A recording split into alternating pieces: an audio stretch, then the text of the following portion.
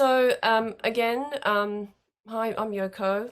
I'm from the Scholar Design at RMIT University, which is situated on the lands of the Woiwurrung and Bunurong mobs of the Eastern Kulin Nation, one of the hundreds of diverse Indigenous nations collapsed in a shorthand called Australia. The sun is setting here. It's 5:30 in the afternoon, which has kind of basically made it a little bit grayish and darkish. It's the time where I can actually start to hear the lorikeets becoming really noisy in the trees that are nearby, gathering and settling for the night. To these birds, the trees, clouds, Kulin elders and ancestors, I give my respects. I'm a Japanese woman and uninvited visitor to their lands, so I am forever thankful for their custodianship. I'd also like to acknowledge all First Nations members here today and all the traditional custodians of the various lands where you are. I invite you to tell us where you're from by posting them in the chat box if you're able to. So I have the honor of introducing our first keynote, Ahmed Ansari. Many of you would have heard his name and would have read his compelling work. I hope you're all thrilled, as I am, about the session we're just about to start. So I thought about reading out Ahmed's biography, where I tell you that he's an industry assistant professor at New York University at the Integrated Digital Media Program in the Department of Technology, Culture and Society, and what he teaches and what his interests are, blah, blah, blah, blah, blah, but I won't. You can read that all on the website anyway. Instead, I thought I'd introduce Ahmed by giving my reason why I think he's so awesome. I like how he appears to be grumpy. I mean, look at that profile pic that he sent for us to put up on the website.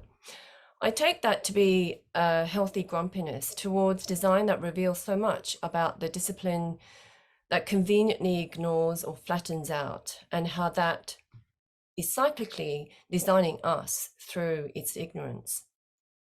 In revealing the shortfalls of design, he's obviously really smart.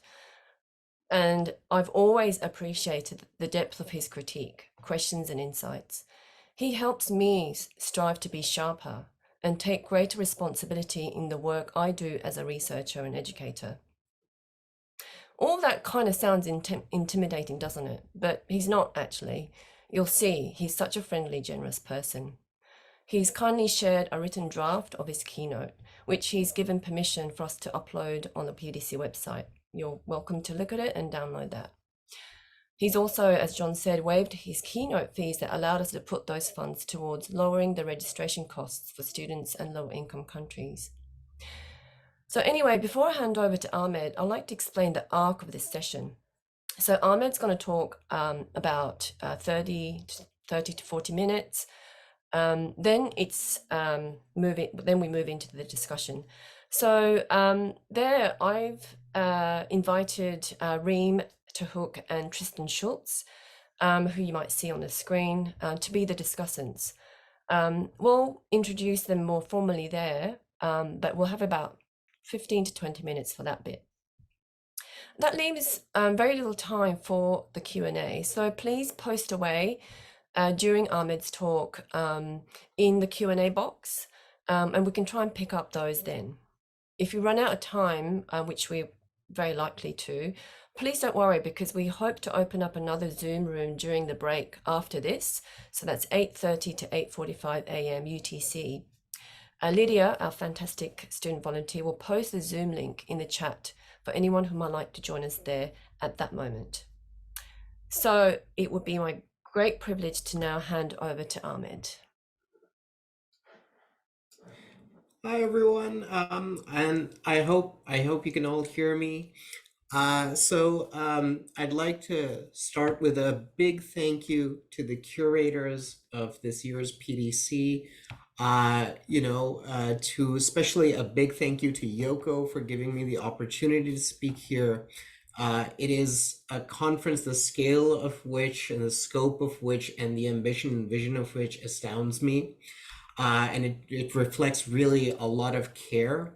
I think a lot of what I'll have to speak to today moving between the local and the global really speaks to the kind of attempts made in this conference to have a much more globally inclusive experience. So a big thank you to Yoko for moderating the session and for inviting me, and to Reem and to Tristan for agreeing to be my interlocutors in the discussion to come.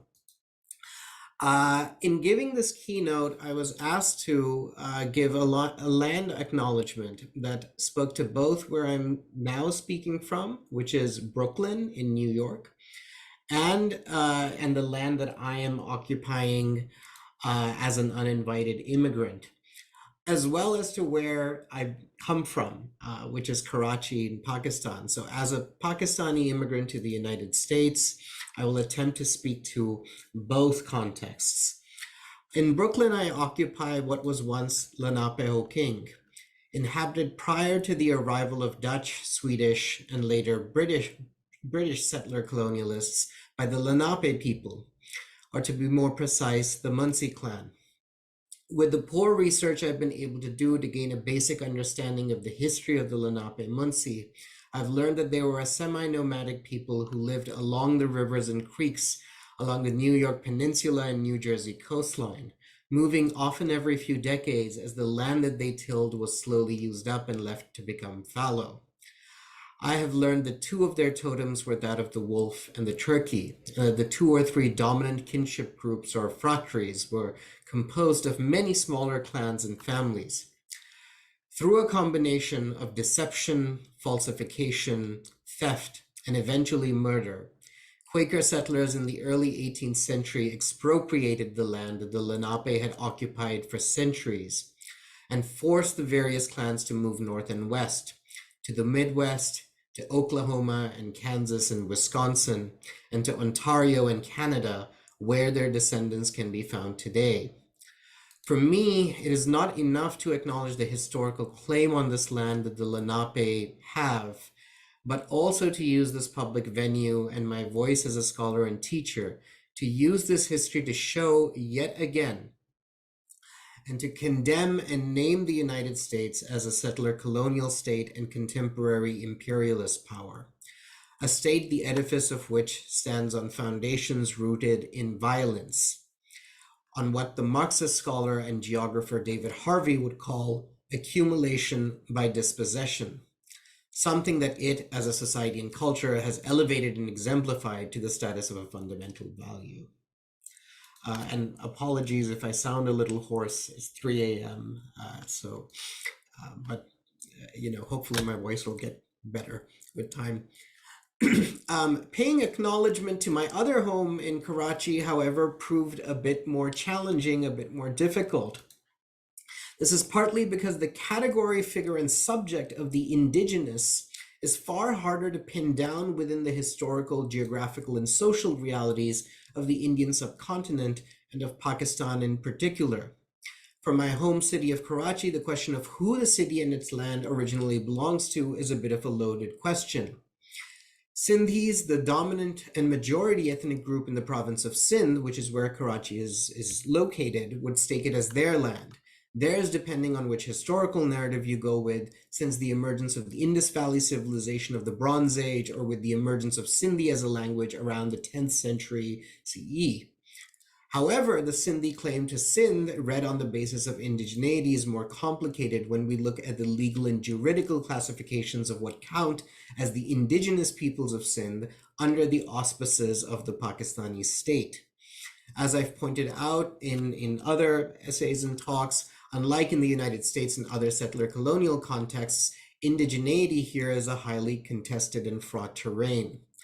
The Indian subcontinent's history reveals the contingent nature of ontological categories, and in particular that of indigeneity, in showing it to be a politically and juridically constructed category and not merely one tied principally to land sovereignty. This was a category created by the British Raj over the course of the 19th century in developing a system of ethno-religious classifications for the purposes of colonial administration and management. Colonial India's social milieus were, to put it mildly, incredibly sophisticated and dynamic. with several and in many cases dozens of social groups and communities cohabiting with each other on the same land. Many of these communities, large and small, having inhabited the same plots of land for hundreds of years, could certainly lay claim to being native. It was a milieu, as one would expect for any territory from the perspective of an outsider, that defied any neat reduction. As British ethnographers like Herbert Hope Risley, who were tasked with mapping and making it intelligible to imperial bureaucrats and administrators, were to find out.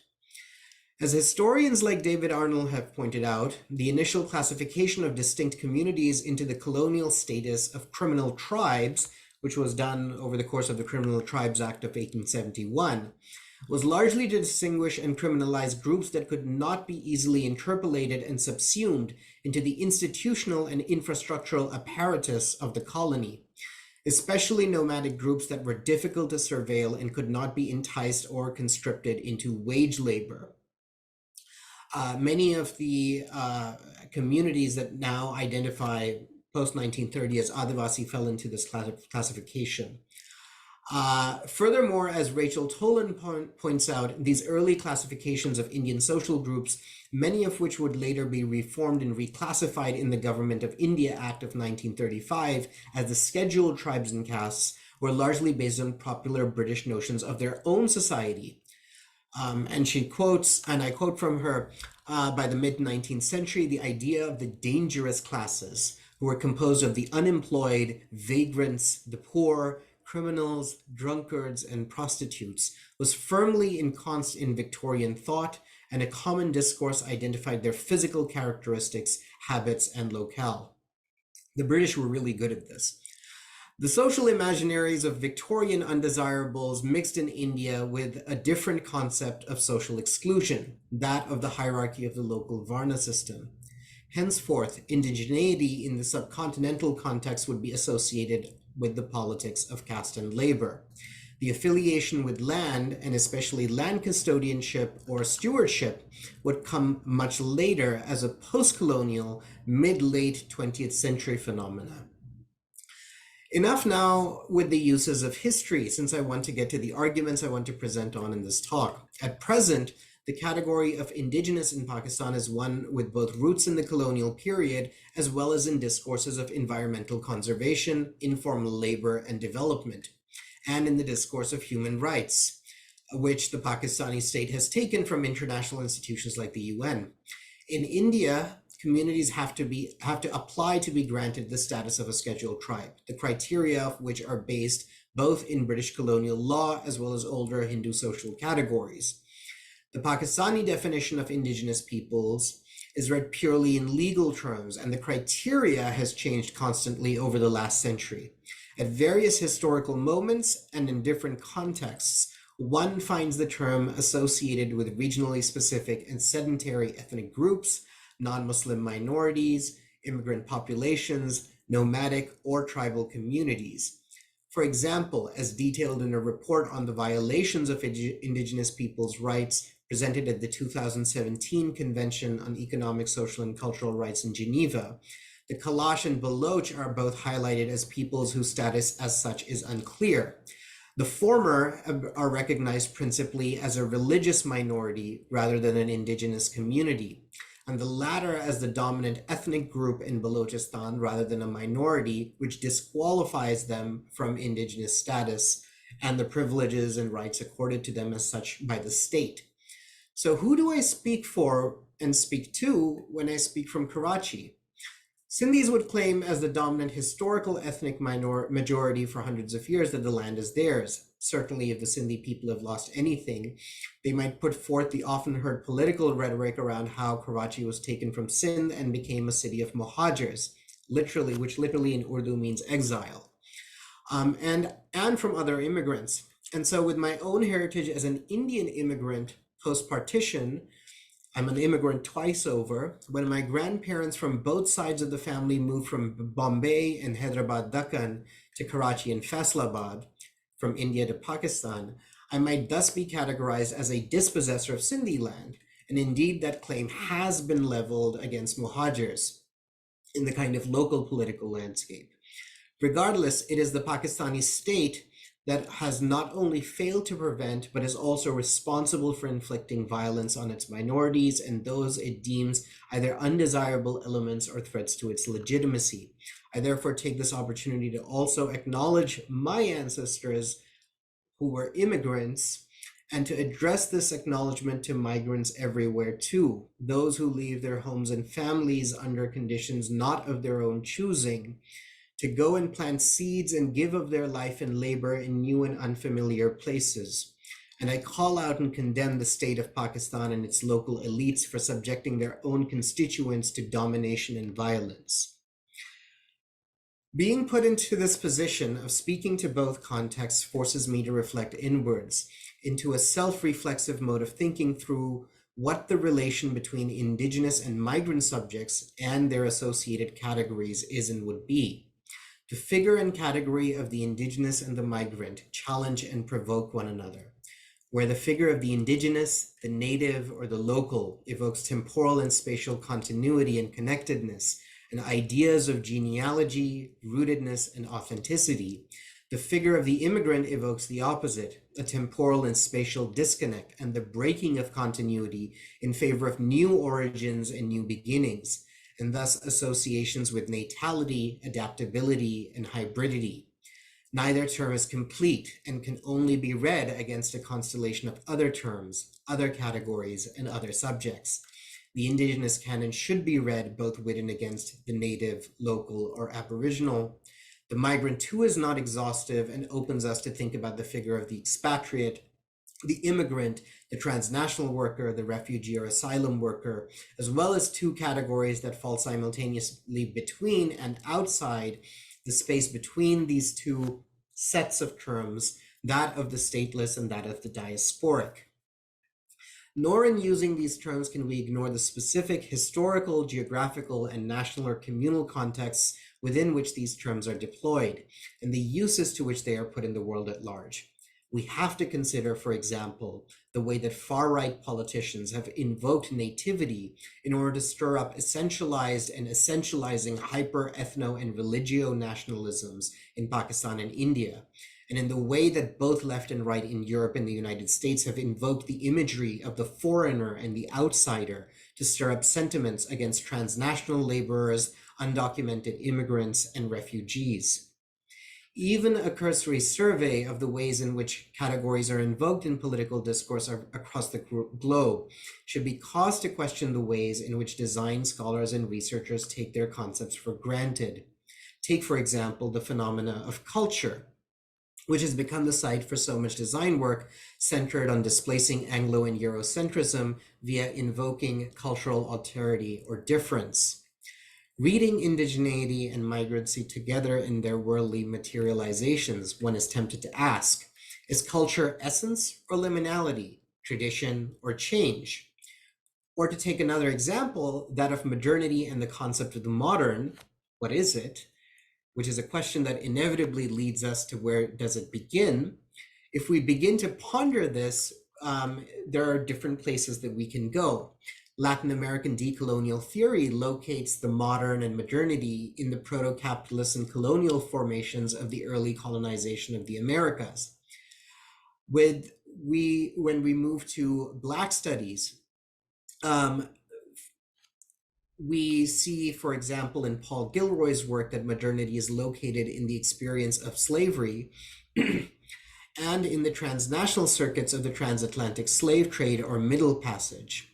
Various post-colonial scholars like Dipesh Chakrabarti place modernity either in the European Enlightenment, in the generalization of social and economic structures that transformed Europe over the 18th and 19th centuries, or in the transition to the post-colonial period after the independence of the colonies. In the fields of history and cultural anthropology, there has been significant debate around the situating of modernity, as even prior to the Spanish and Portuguese colonizations of the Americas. For example, David Graeber references transitions towards capitalist social structures unfolding in Europe over the 15th and 16th centuries, contemporaneous with the first forays outwards towards the Americas, while world systems historian Janet Abu-Lughad would go even further back to trace the origins of capitalism in the decline of the 13th century non-European empires, particularly in the Islamic age. Where we locate modernity and in whom becomes pertinent to debates around the nature of culture. I refer here to the famous debate in cultural anthropology between Marshall Salins and Gananath Obiasekere, which happened in the early 1990s around this idea of the modern, where Obiasekere argued against the eventual and absolute incommensurability between different cultures, with the implication that modernity perhaps is not something that Europeans invented and can therefore own. For our indigenous or local or native non-Europeans not equally modern, themselves continuously and vitally self-recreating subjects that would defy any attempt to locate within them a set of preemptive and transcendental anthropological claims. So in this sense, Obiasekere was challenging Salins. Modernity and the tensions that it raises around the subject of culture are not just relegated to the debates between cultural theorists, anthropologists, and historians. I think, for example, of work done in Islamic studies, the exemplar being one of my favorite texts, Shahab Ahmed's What is Islam, which challenges us to think between what is contiguous and continuous across both space and time, between all of the different and disparate traditions that qualify nevertheless themselves as Islamic.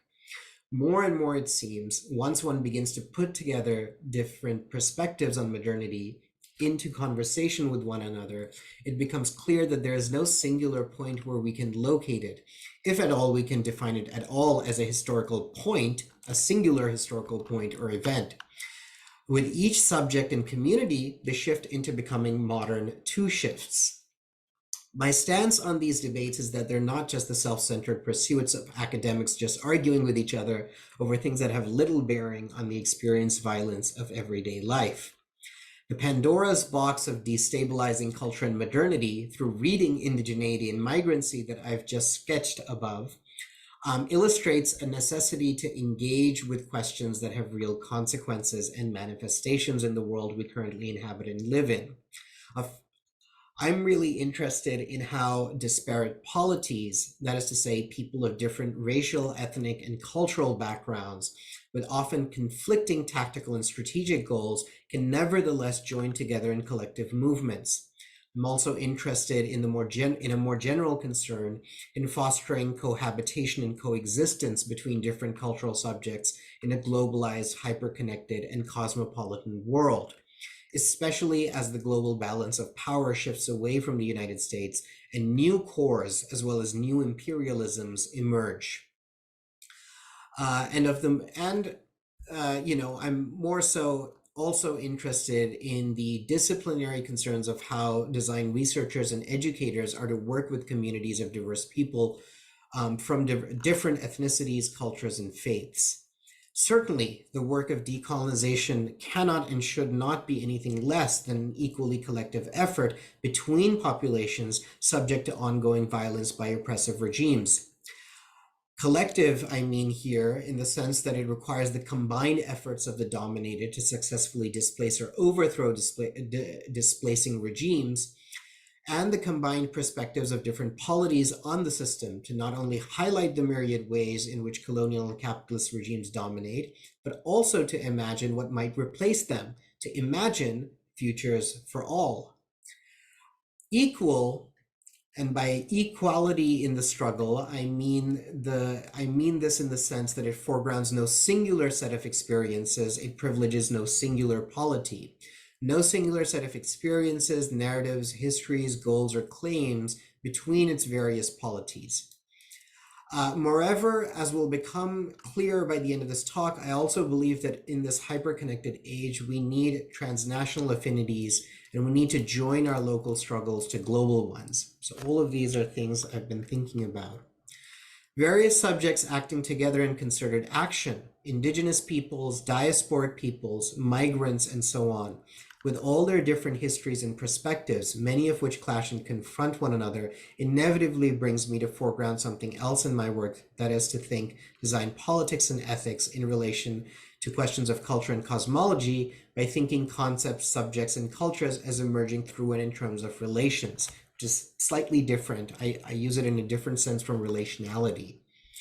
The remit of designers, similarly to the remit of anthropologists, lies in trying not just to understand human relations, but to shape them, and most pertinently, to forge them. In forging relations between people and between people and things, designers forge relations both weak and strong. So how are we to build and forge stronger relations? Perhaps something can be learned through how categories and concepts bring people into relations through the perspectives and knowledges that they evoke. In design discourse as it stands, at least in the United States, we have a bit of what I can only term as a discursive porridge or mishmash at present. I've noticed the word decolonization being used without paying sufficient care and attention to the very different things that inhere and are evoked by its use. Therefore, decolonization has come to encompass and stand for a great many intellectual genealogies and political movements, all of which, when designers really begin to pay attention to them, have very different things to say about concepts that we employ in and through design, but pay no real attention to and maybe take for granted.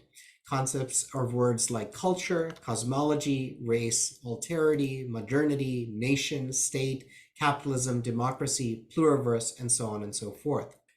The loose use of concepts also invites little debate as to what they mean in specific contexts and for specific subjects.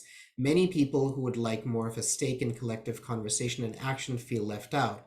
I'm thinking, for example, from my own personal experience, of the many instances where I've had international students complain to me about how they feel left out of American conversations that always revolve around American concepts and Central American perspectives on the world while in cosmopolitan classrooms. Often this seems to them even more oppressive because they feel like they're expected to learn and invest in American issues, discourses in history, and become fluent in these very quickly, while their local colleagues and the larger institution are rarely interested in their global histories or perspectives. However, this issue runs both ways, apart from the learning that they feel they are conscripted into. Few international students exhibit an initiative in really learning about the intricacies of race in the United States and merely settle for the narratives they are given. The debate and discussion that should emerge out of the encounters between complex and divergent histories, experiences, and narratives of colonial violence, as well as different imaginaries, hopes, and dreams that students from different communities and countries have, dies a premature death, often before any debate can begin, since the categories and concepts are themselves foreclosed. The issue of the dialogue between cultures in developing better, richer, thicker relations isn't just something that we encounter in the cosmopolitan classroom, but in cosmopolitan society too. And here things too get complicated. Developing thick relations becomes important when people of different cultural, racial, or ethnic backgrounds have to navigate the tricky territory of working towards and building something together and participating in a collective project. Janelle Navarro and Tiffany Lathabo King put this best when they talk in their book Otherwise Worlds about how hard it is to forge fruitful and lasting relationships between communities. In their case, between African American and Native American academics and activists. Especially when both those communities are pitted against white supremacy and the American settler colonial state, but also have very different strategic goals, and are often, as they say, forced to compromise the well-being of the other. They give an example of this where they talk about how the discourse of reparations for slavery that we find in Black movements in the United States often runs counter to Native American demands for the repatriation of their land. This is also true of immigrants, a third group who are placed in the difficult position of being at the absolute mercy of the settler colonial state and dependent on it for their continued residency on that land, on that taken land, while at the same time also being subject to the state's violence, part of which is also the violence of knowing that one's community is used as a tool to justify violence against other marginalized polities, as in the specter of the model minority myth that haunts South and East Asian communities in the United States.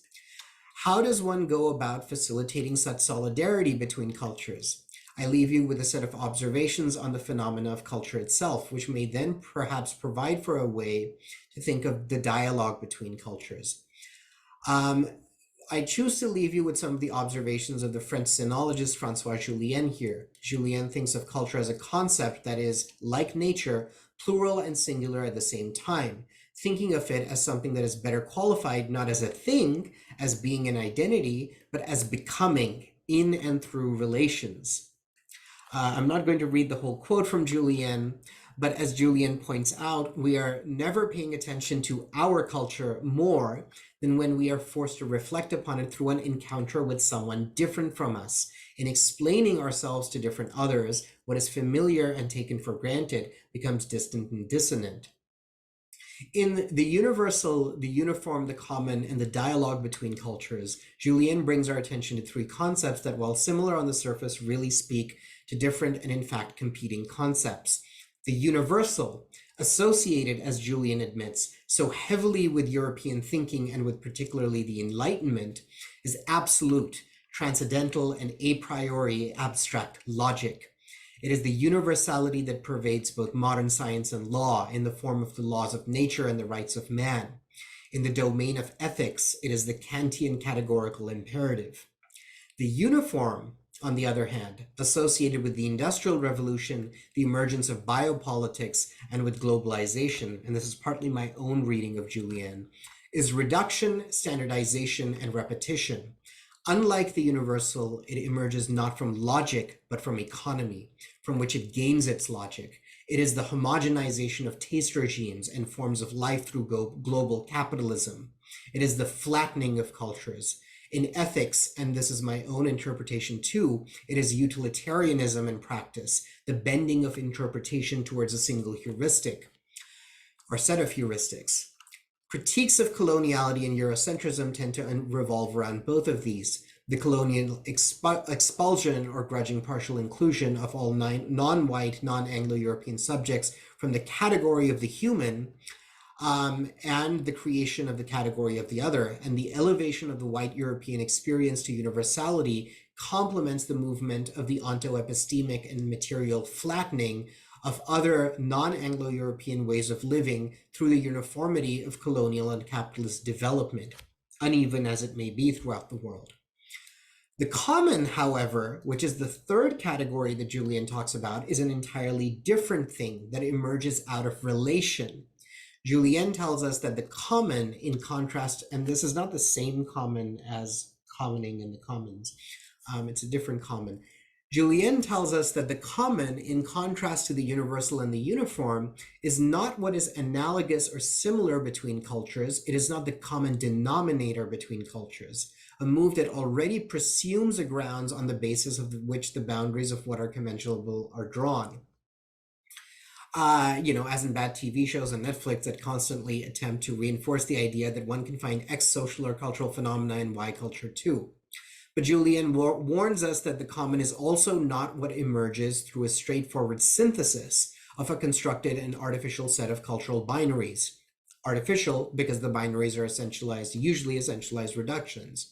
It is certainly not something as crude as putting together two or more cosmological understandings of the same phenomena in order to produce something new, a concept, a method, a structure, or a practice. For this operation always presumes the basis of synthesis to be rooted within the cosmological bounds where the synthesizing is being done, as in the bad interpretations of God knows how many mindfulness apps that seek to wed Eastern mysticism with Western rationality. Meditate so that you can be more productive. Rather, Julien contends the common is something that emerges only through the operation of trying to understand, translate, and make intelligible in one's own culture the divergences of the other, not in the hope of reaching a compromise, but in the development of a respectful coexistence that can only be brought through the kind of reflexivity and critical attention that is brought into sharp focus vis-a-vis one's own culture when one's own culture encounters an incommensurate difference. This is the kind of encounter that abolishes any pretensions to social or cultural universality and defies any reduction to the uniform. The common is an entirely political process because what is determined as held in common is done via the exercise of knowledge, power, and political will. The common is forged through choice and not compulsion. This idea of the common, when I think through it, and especially when I think through it and putting it into practice, I can only make sense of by again turning back to my own experiences teaching students and to the study of the work of scholars and activists that I've done who are actually engaged in the hard work of forging thick and rich relations. Indeed, more important and difficult than the mere intellectual task of tracing divergences and hypothesizing relations is the task of learning to, as Indigenous Native Studies scholar Chris Finley says, love and understand each other. As Navarro and King put it so well, the continuous task of making kin is daunting, as Vijay Prashad so rightly frames in The Karma of Brown Folk, that this solidarity requires a tremendous act of production shows that it is not natural, that there is a desire to create unity among working class peoples and oppressed peoples of color does not mean that unity is waiting to happen. There is no ontological necessity for the solidarity to be produced. We have to make the choice and take action to produce it. Within the compromised confines of the academy, this task may appear even more daunting and less straightforward than on the streets. Perhaps a move towards the common may come from, as Finlay argues, developing relationships with and investing in each other in ways that don't involve constantly dictating to the other our own terms of engagement. And I've seen a lot of this in the United States in the last couple of years. But to emphasize working together to figure out how we see things differently in the world, what we want in it, how our mutual wants converge or diverge, and how we might collectively engage in common dreaming and doing. This sensitization of the other is not something that can be simply accomplished within the scope of the local. In order to attempt to understand the perspectives of diverse others, even partially, we need to develop an understanding that reaches beyond our borders and communities, and to develop a curiosity and interest in the lives and experiences of people far away. Understanding how our own locals are shaped and molded far beyond our borders. To develop these interests means moving towards fostering what the scholars Saeeda Chan and Darnell Moore call reciprocal solidarity. As they discuss in a co-authored paper, Chan as a Palestinian immigrant to the United States and Moore as an African American citizen, the rifts between Black Americans and Palestinians are real, drawn out in how Black communities have been the targets of Israeli blackwashing on the one hand, and have supplied the military labor for US imperialism abroad, while anti-Blackness as social reality continues to thrive in the Arab world. While this is the case, the only way forward can be to understand and acknowledge these mutual wrongs, while acknowledging also that they emerge from the same roots in the 21st century colonial enterprise. I'm going to end also I think we're almost at time. So initiating global dialogue is hard. Inevitably, compromises end as cultures find their limits outlined, for some things are just not negotiable, and some things cannot be understood, let alone even communicated. A deep humility that extends into grace is required. I end by returning to something that I had mentioned towards the beginning of the talk about how speaking to and for multiple different contexts forces one to read both against each other and with each other, forcing one into a kind of critical self-reflexivity. Indeed, one cannot engage in thinking and forging relations without deep and critical self-reflection, foregoing any aspiration to claims of being an authentic interlocutor of one's own culture. One has to take on the more humble stance of critically appraising one's own culture as well as one's own subject position. The task of cultural interlocution, interpretation, and translation has to be taken much, much more seriously and sensitively. To what extent is my own account as a Pakistani truly representative of Pakistan? Is a question that I've often asked myself here in the United States. Reciprocity and working in relation also means that we challenge each other to speak truth to culture. And by this, I mean not truth in the definitive sense of authenticity that we describe to cultural others when they talk about themselves, but in the sense of truth being always grounded in an unsurety as lying between different subjects as something that always, as cultures also do, emerges through relations. Thank you.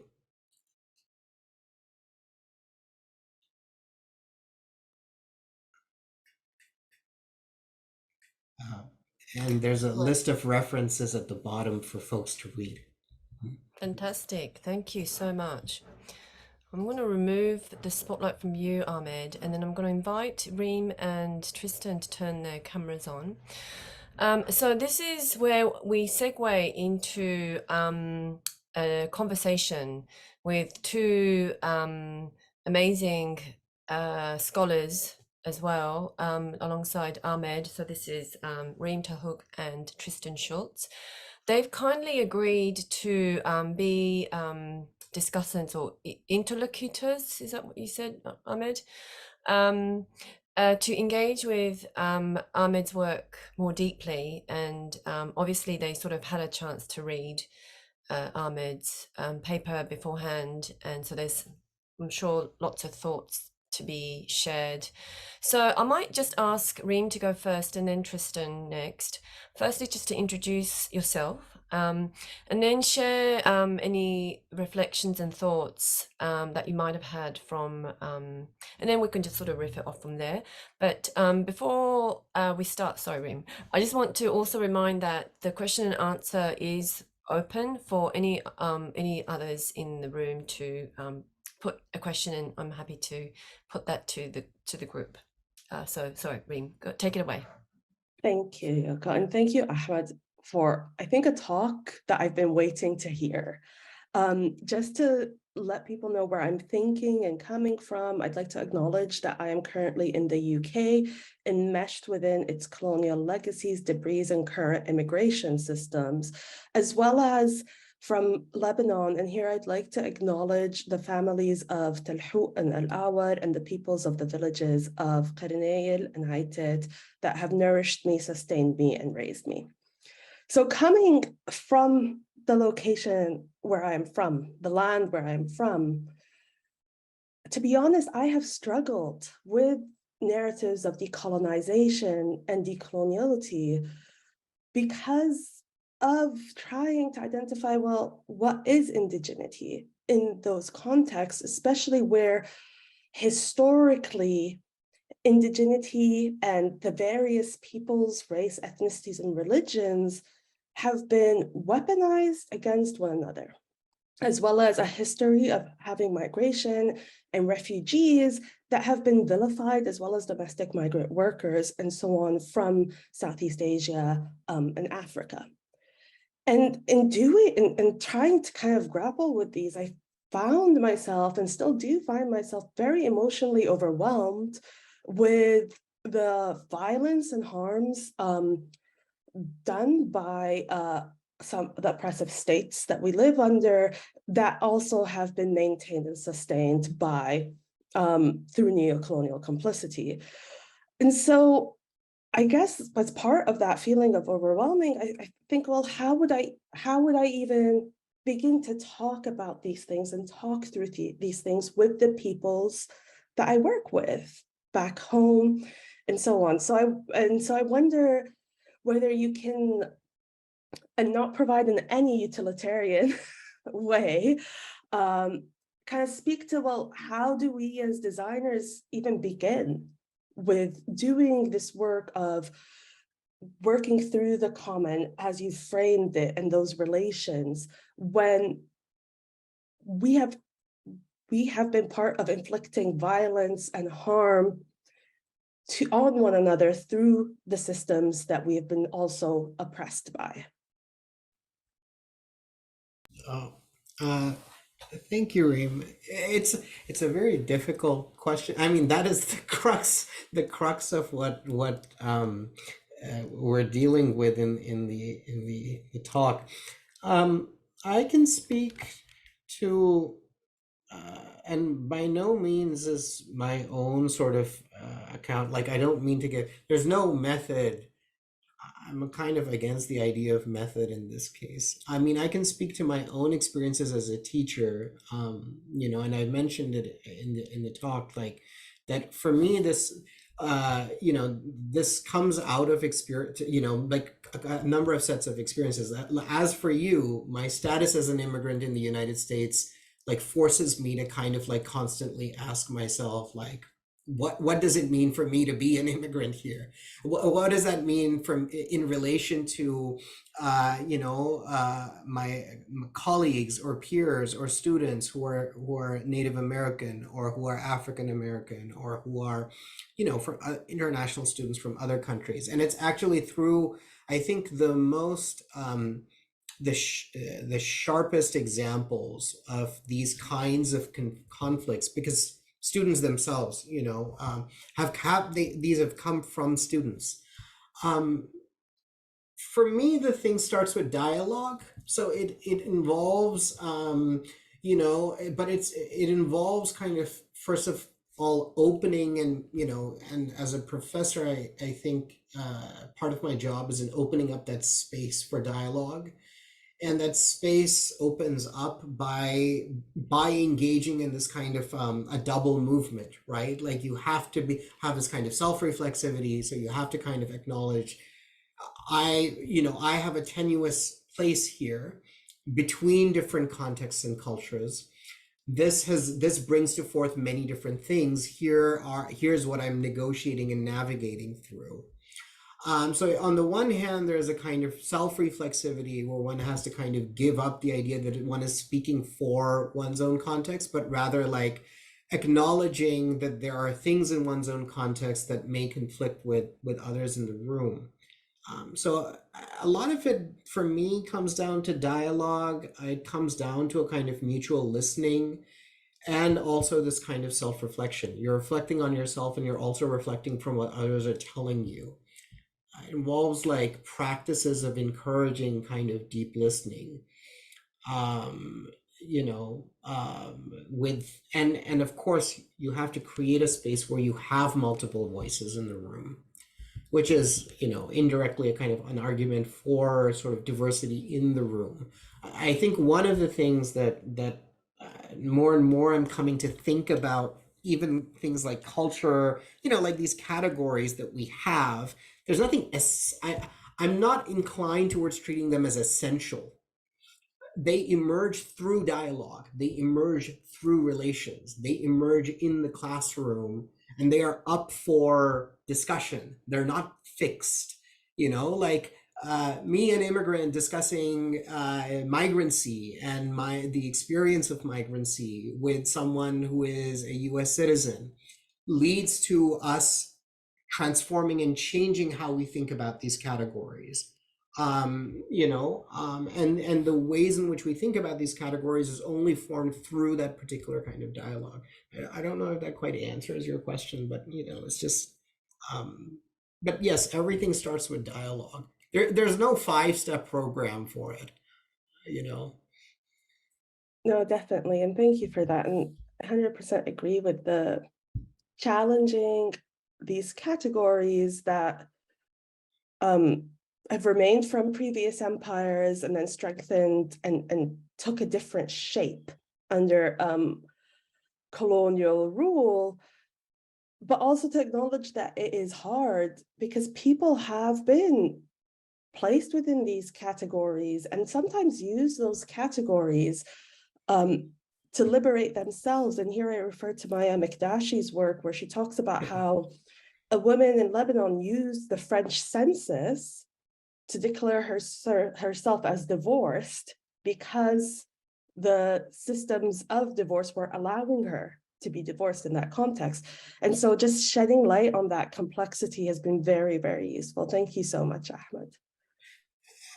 Absolutely. One thing I would add is that it's often useful, and I try this in the classroom, to start with the categories themselves as the basis for starting the dialogue, right? Like, so let's unpack what in the US context for each of us, like, X means, right?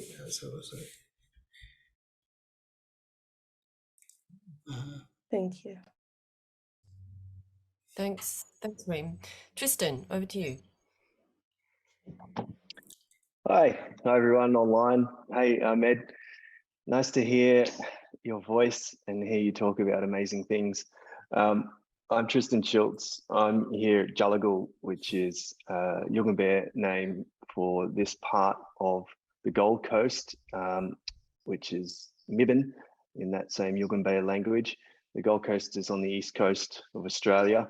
Gulligal is Burleigh Heads, a place where I've grown up. It's a part of the broader Bundjalung Nation and the Yugambeh speaking peoples. I myself have Aboriginal heritage as well as Scottish and Irish and English and German and all kinds of other stuff going on, I'm sure. But that's the nature of many people in Australia. My Aboriginal heritage is Gamilaroi, which is an Aboriginal nation just south of me. And my story is one of complete dispassion and disconnection from that genealogy and the lineage, and something that the past couple of generations have had to endure recovering. Australia is an extraordinarily complex place, as you can imagine. It was colonized and invaded in the late 1700s and legitimated under a law from the British, meaning terra nullius, a term designating us Aboriginal people as not here, a place where it's empty of people and law. So the place was illegally acquired, bypassing the British own legal frameworks of acquiring geographies either through treaty, conquest, or ceding. Very late in the piece, as you know, it was a refined, deceitful legal doctrine and invasion. By that point, very exacting material design process honed through centuries of previous European invasions across the globe. And you might be surprised to know it wasn't until 1992 that the High Court of Australia ruled that principle of terra nullius factually incorrect. And you might be even more surprised to know that it still hasn't brought about a treaty or any kind of formal sovereignty recognition of many hundreds of Indigenous nations across this land that's called Australia. So the colonial acquisition of Australia through invasion and subsequent nation building was a deliberate design project to design in the civilized colony and design out the savage as a categorization, other. It was a deliberate omission of the concealment of a possibility of design in which Indigenous laws and systems of governance that had been here for a great many tens of thousands of years may have mutually contributed to a set of processes, systems, and services over time that rendered the kind of plurality, Ahmed, that you're alluding to. So it was a negation of all of these things, and it was a negation of a common. That's my acknowledgement, and it's actually really sad to have to say it in such length sometimes. But I wanted to bring to a few of the points that, fascinating points, Ahmed, that you've brought up. And I guess the way that I could think them through is through what you're saying in relation to place, what you're saying in relation to implications, and what you're saying in relation to designation or categorization. You talk about categorization and colonial project of how these relations have been designated in terms of, I guess, development theory, and in terms of what it means to be human, to be either underdeveloped, developed, or developing, and in terms of either being, a monster on the borders of those early maps to savage, to other, to native, and the categorizations went on. In Australia, we were at the very bottom. In Aboriginal cultures, we were at the very bottom of all of those categorizations and designations. So maybe I just wanted to, maybe focus on place and implications. It brings up the question of relation between people. You're bringing up a really powerful question of relation between people. But I'd love for you to talk to also the relation between people and place. And maybe the inroad for that is you talk about where is modernity then, and we know that scholars of late have asked the very same question, trying to critique people like Kant, who said I think therefore I am, and rather we like to say now, such as Auntie Mary Graham, a great Aboriginal scholar, around my part of the woods is I think where I am and do. And so culture emerges through relations in, with, place. And there's many more things I could say, about what I mean by that, but I just wanted to park that for a second.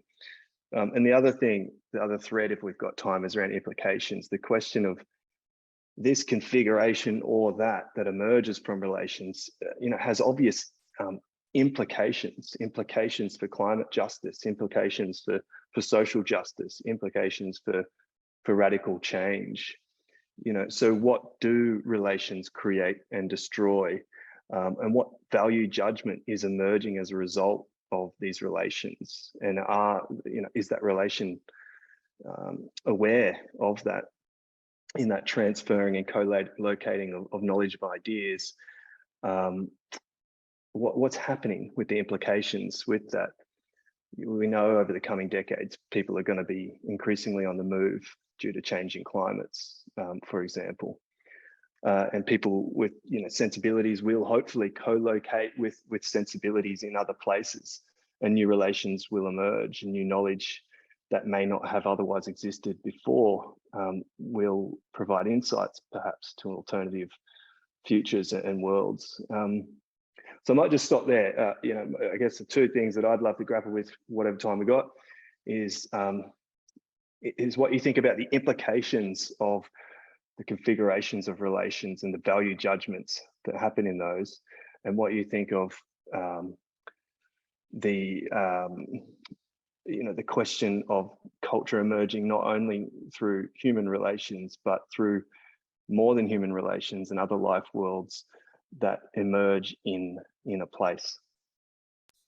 In Australia, we would call that place, when I mean place, I mean it in a very loaded way. In Australia, we'd call that place a country with an animacy and a genealogy that, a kind of a set of genes quite physically embedded in that place. It's it's a really I can give my position on a few things. So I think everything that I've talked about has been prompted by my observation, especially in the United States over the last 2 or 3 years, about how different communities have been undercutting each other. We're up against the state. Let's not, let's be blunt about it, right? Like, we're up against these systems that are vast and extremely sort of like intransigent would be an understatement.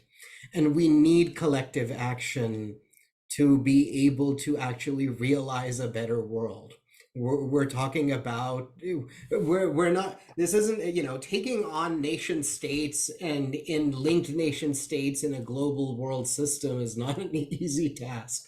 And I think like a lot of this was prompted by my own observations of how different polities or communities continuously undercut each other's claims without taking the time to actually, I'm not saying that this is always the case, right? Like, I think that there's a lot of communities that are actually working very well together, and I've kind of pointed to those at the end of the talk. But I do think that, one of the things that I've been very, been pondering over is like, how do I, as an immigrant who is residing on Native American land, what can I bring to the struggle in a way that doesn't undercut Native American claims, but also like, I'm in a particular situation where, what brought me to these shores is also like the dynamics of world capitalism, right? And US imperialism and violence. So all of these are things that, again, I think that any discussion of place has to start as a dialogue between people who are different. I will say that and what that means is, I'm very open to the idea that dialogue transforms if it's good dialogue. So, like I have to figure out and forge a relation to this country that is not extractive and based on dispossession, right? Like that means also discussing like what is the migrant relation to land that is not a dispossessive, it's not accumulation by dispossession or expropriation, the way that, that European settlers have done. And that's not an easy answer. It inevitably even boils down to the granularities of life experience, which of course are also designed, right? Like I rent an apartment. I'm a rentee in Brooklyn on this land in housing that real estate developers. So all of this needs unpacking, but it needs unpacking more and more. I'm of the opinion that these conversations need to be unpacked in the kind of dialogue. I can't just be talking to other migrants too. Like I have to be engaging in that dialogue about land and what land could mean with indigenous peoples as well as with the diasporas. With not only the African American, there are so many countless diasporas in these societies. And I would also say that, I'm talking about the United States, but increasingly, I mean, the world is becoming like I go back home to Karachi and my parents' house, like there's like East Asian and European, European migrants sort of like staying in Karachi. So the world is changing very rapidly. Climate change too, like we are entering a situation. In fact, we are already in the situation where migrancy is becoming the rapid norm. And this is forced migrant. It's not migrancy by choice. It's migrancy precisely. It's linked to the dispossession of land, and it's linked to the expropriation of nature and the exploitation and expropriation of labor, under the regime of capital. So more and more, things are interlinked. We have to, I really, want to argue for like, we need to look beyond the local towards developing a much more global sensitivity. And the way that you do that global sensibility locally is through engaging in the dialogue. That opens up, the global opens up in the kind of local dialogue between cultures. I don't know if that quite answers your question, Kristen. Yeah. It's hard. No, it's fantastic. It's so difficult. I guess what I would say is, that dialogue is inescapably in relation with the kind of the intelligence of place, the environmental attraction that is occurring in place. And so I would encourage us to start that dialogue with a recognition of that environment interaction, and the intelligence of it as a system, and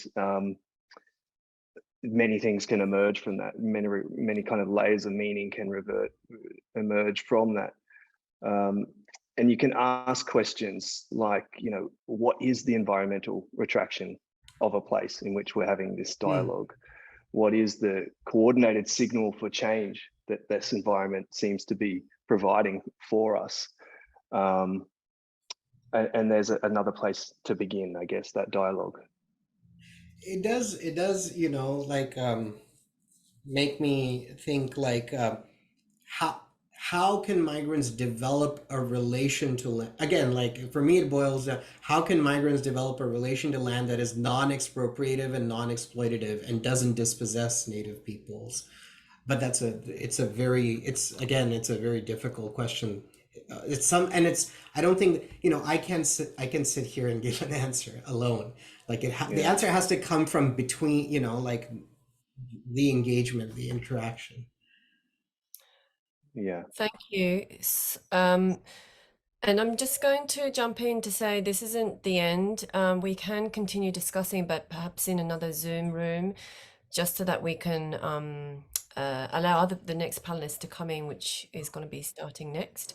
So Rachel has kindly posted the Zoom link for the room that we can head into. And Donna, I'm really aware that we didn't get to talk about some of your reflections that you posted, so hopefully you can also join us there.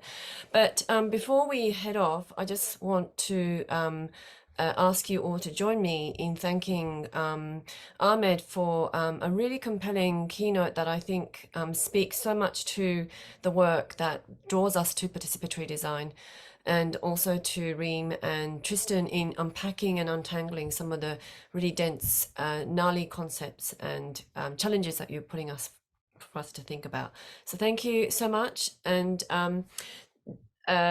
it's John, I don't know whether you can call up the next slide, but for folks who are wondering what's coming up next, if you are still in the Australasia zone, as we are, well, I am, the next thing coming up in the next 15 minutes is PDC Play Showcase from around Europe, Africa, and Asia Pacific. Thanks, John.